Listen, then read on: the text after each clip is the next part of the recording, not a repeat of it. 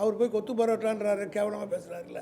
இன்றைக்கு எடப்பாடி மிக தெளிவாக பதில் சொல்லியிருக்கிறார். நாங்கள் சாப்பிட்டு போட்ட எச்சையிலேயே தான் இன்றைக்கு தாவேகா சேர்த்து கொண்டது 2 விஜயபாஸ்கர். ஆக இது போன்ற அரசியல் பேச்சுக்களை விஜய் பேச ஆரம்பித்தால் நாங்களும் பேச வேண்டிய நிலைக்கு வந்து விடுவோம்.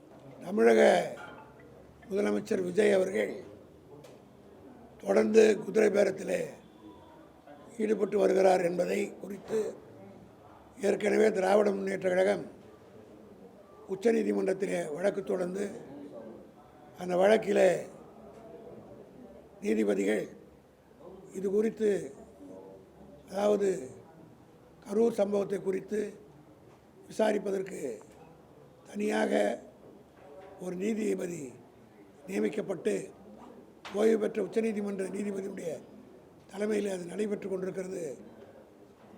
எதுவாக இருந்தாலும் அவரிடத்திலே நீங்கள் புகார் அளிக்க வேண்டும் இருப்பதாக இருந்தால் அங்கே கொடுங்கள், நீதிமன்ற அவமதிப்பாக இருந்தாலும் அங்கேயே நீங்கள் செய்யலாம் என்று எங்களுக்கு உத்தரவிட்டதன் காரணமாக திராவிட முன்னேற்ற கழகத்தின் சார்பில் கரூர் சம்பவம் குறித்து விஜய் அவர்கள் பேச்சு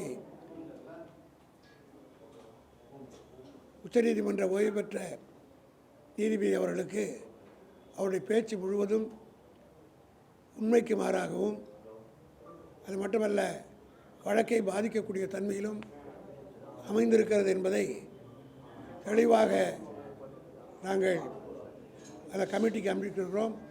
அதே போல் சிபிஐக்கு அனுப்பியிருக்கிறோம். அந்த மனுவினை சிபிஐக்கு உச்சநீதிமன்ற ஓய்வு பெற்ற நீதிபதி அனுப்பி வைத்திருப்பதாகவும் தகவல் கிடைத்திருக்கிறது. இந்த நிலையில் 10ஆம் தேதி கரூரிலே பேசிய விஜய் அவருடைய கூட்டத்தில் எவ்வளவு தில்லுமுள்ளுகள் எல்லாம் நடைபெற்றது என்பதை நீங்கள் எல்லாம் மிக நன்றாக அறிவீர்கள். குறிப்பாக இந்த குதிரை பேர ஊழலிலே அவர் ஈடுபட்டு வந்திருக்கிறார் என்பதற்கு ஏற்கனவே 4ஆம் தேதி ஆளுநரை நானும் மற்றும் குழுவினரும் சென்று சந்தித்து புகார் கொடுத்தோம். அந்த புகாரிலே நாங்கள் குறிப்பிட்டது வைகோ அவர்கள் கொடுத்த ஸ்டேட்மெண்ட் உங்களுக்கு எல்லாருக்கும் தெரியும். நீங்கள் கூட உங்கள் ப்ரெஸ்ஸில் வந்ததை வச்சு தான் நாங்கள் எவிடன்ஸாக கொடுத்துருக்குறோம். அதே போல் விஜயபாஸ்கர் அவர்களும் வெளிப்படையாகவே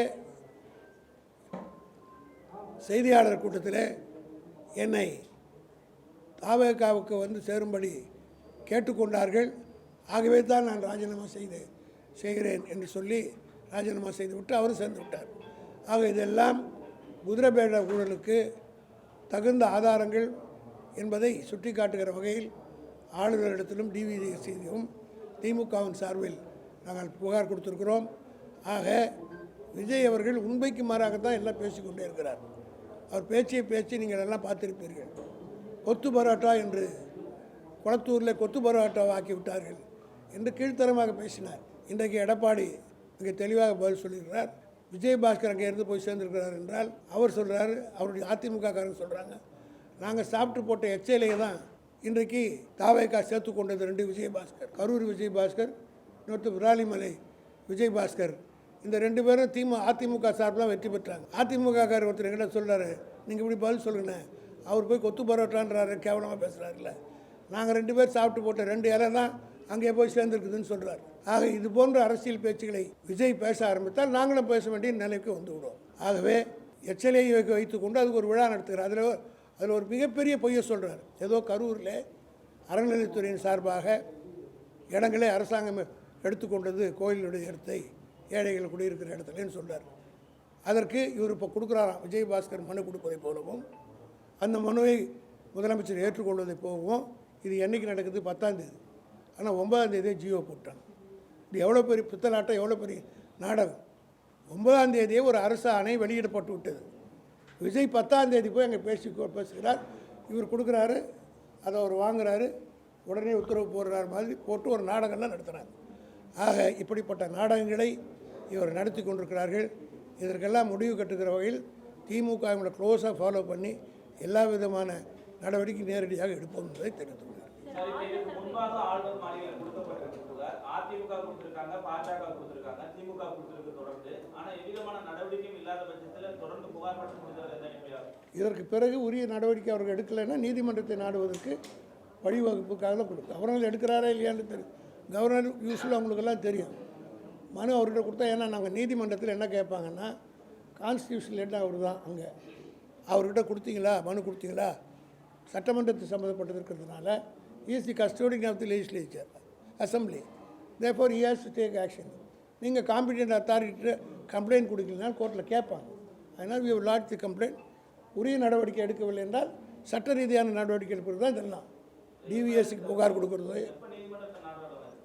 இப்போ தான் ஆச்சு, 4 நாள் தான் ஆச்சு. அவருக்கும் கவர்னருக்கும் டைம் கொடுக்கணும்ல, அவரும் கன்சல்ட் பண்ணி நடவடிக்கை எடுக்கல. ஒரு சஃபிஷியன்ட் டைம், ரீசனபிள் டைம் அவர் கொடுத்து அந்த ரீசனபிள் டைமுக்குள்ளே அவர் ஆக்ஷன் எடுக்கிறதுனா லீகல் ஆக்ஷன் எடுப்போம். லீகல் ப்ரொசீஜர் எடுக்கிறதுக்கு தான் இதெல்லாம் செய்கிறோம்.